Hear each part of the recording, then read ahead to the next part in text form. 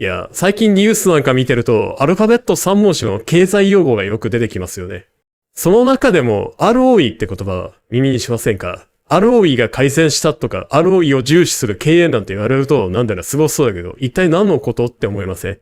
実はこの ROE、ざっくり言っちゃうと、会社がどれだけ効率よくお金を稼いでいるかを示す指標なんです。まあ、会社の健康診断の項目の一つみたいなイメージですかね。特に株主さん、つまり会社にお金を出して応援している人たちにとってすっごく気になる数字なんですよ。もうちょっと具体的に言うと、株主さんたちが出してくれたお金、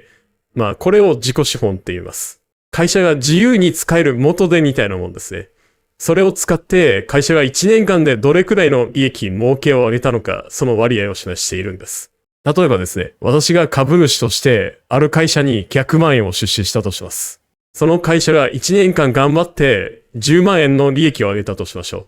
この場合、ROE は 10%、10万円割る100万円になります。もし別の会社があって、同じ100万円の出資で20万円の利益を上げてくれたら、そっちの ROE は 20%。株主が出したら、どっちの会社が預けたお金を上手に使って増やしてくれたかが一目瞭然ですよね。後者の会社の方が、なんだかやり手だなって思いません？だから、ROE が高い会社っていうのは、少ない元手で上手にたくさん儲けている会社とか、株主のお金を効率的に使って成長している会社って見られることが多いんです。投資家たちがどの会社に投資しようかなって考えるときの結構重要な判断材料になったりするわけです。ただ、この ROE、高ければ高いほど良いと単純に言えないのが面白いところでもあるんですよ。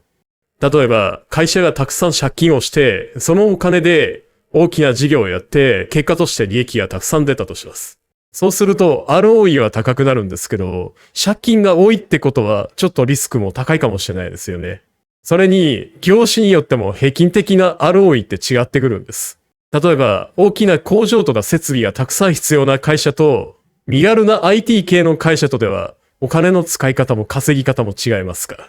だから、ROE を見るときは、その数字だけじゃなくて、会社の状況とか、同じ業界の他の会社と比べてどうなのか、なんてことも一緒に見ないと、本当のところはわからないんですよね。まあ、なんというか、ROE っていうのは、会社が株主さんから託されたお金を、どれだけ上手に運用できているかを示す成績表みたいなもので、それが良いと、この会社、やるじゃんって株主さんもにっこりするし、会社ももっと頑張ろうってなる、そんな感じの指標なんですよ。経営者の方々にとっては、株主さんへの説明責任を果たす上でも、結構気になる数字かもしれませんね。